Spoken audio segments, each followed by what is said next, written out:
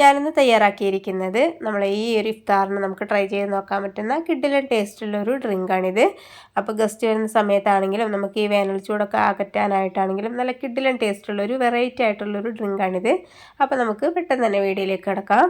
അതിന് വേണ്ടിയിട്ട് ഞാനിതാ കുറച്ച് ഡേറ്റ്സ് വെള്ളത്തിലിട്ട് വെച്ചിട്ടുണ്ടായിരുന്നു കേട്ടോ. കുറച്ച് തിളച്ച വെള്ളത്തിലിട്ട് വെക്കുകയാണെങ്കിൽ ഇതുവരെ നല്ല വെള്ളം കുതിർന്ന് കിട്ടിക്കോളും. ഈന്തപ്പഴം ഉണ്ടല്ലോ, അപ്പോൾ അത് നമുക്ക് ആവശ്യത്തിനുള്ളത് എടുത്തിട്ട് വെള്ളത്തിലിട്ട് വെച്ചാൽ മതി. അപ്പോൾ നമ്മൾ ജ്യൂസ് അടിക്കുന്നതിൻ്റെ ഒരു മണിക്കൂർ മുമ്പെങ്കിലും നമുക്ക് ഇതുപോലെ വെള്ളത്തിലിട്ട് വെക്കണം. എന്നിട്ട് അതിൻ്റെ കുരുവൊക്കെ കളഞ്ഞിട്ട് നമുക്കിതിലേക്ക് ഇട്ട് കൊടുക്കാം.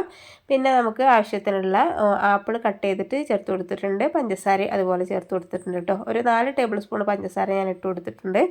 മധുരം വേണമെന്ന് തോന്നുകയാണെങ്കിൽ ലാസ്റ്റ് ചേർത്ത് കൊടുത്താൽ മതി. പിന്നെ കുറച്ച് പാൽ ഒഴിച്ച് കൊടുക്കുന്നുണ്ട് കേട്ടോ. ഒരുപാട് ഈ സമയത്ത് ഒഴിച്ച് കൊടുക്കണ്ട, കുറച്ച് ഒഴിച്ച് കൊടുത്തിട്ട് നമുക്ക് നല്ലവണ്ണം അടിച്ചെടുക്കണം. എന്നിട്ട് അതിന് ശേഷമാണ് നമുക്ക് ബാക്കിയുള്ള പാൽ ഒഴിച്ച് കൊടുക്കുന്നത്.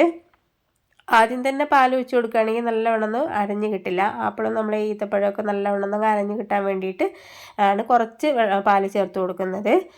അപ്പം ഞാൻ ബാക്കിയുള്ള കുറച്ച് പാൽ കൂടിയും ഒഴിച്ച് കൊടുത്തിട്ട് നല്ലവണ്ണം അടിച്ചെടുത്തിട്ടുണ്ട്. അപ്പോൾ നമുക്ക് എത്രയാണോ ക്വാണ്ടിറ്റി ആവശ്യം അത്രയും നമുക്ക് പാൽ ഒഴിച്ചെടുത്തിട്ട് അടിച്ചെടുക്കാം.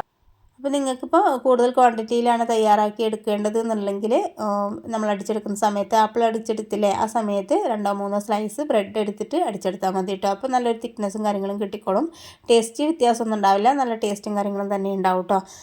അപ്പം ഞാനിതിലേക്ക് ബ്രെഡൊന്നും ചേർത്ത് കൊടുത്തിട്ടില്ല, പാല് മാത്രമാണ് ഒഴിച്ച് കൊടുത്തിട്ട് അടിച്ചെടുത്തിട്ടുള്ളത്.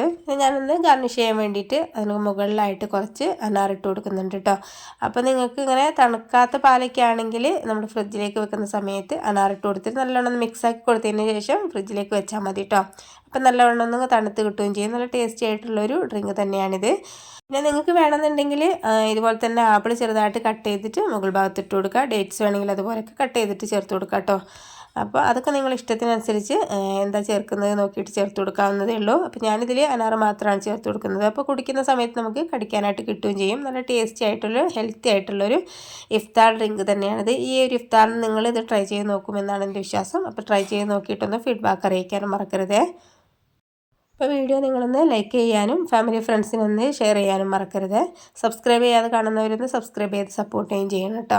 ആ തൊട്ടടുത്ത് കാണുന്ന ബെല്ലൈക്കണും കൂടി ഒന്ന് പ്രസ് ചെയ്താലാണ് ഞാനിടുന്ന വീഡിയോസൊക്കെ നിങ്ങൾക്ക് അപ്പോൾ നോട്ടിഫിക്കേഷൻ കിട്ടുകയുള്ളൂ. എന്നാലാണ് ഞാൻ പുതിയ ഇടുന്ന വീഡിയോസൊക്കെ നിങ്ങൾക്ക് കാണാൻ പറ്റുള്ളൂ കേട്ടോ. അപ്പോൾ നമുക്ക് പുതിയൊരു വീഡിയോ ആയിട്ട് നാളെ കാണാം. Okay, thank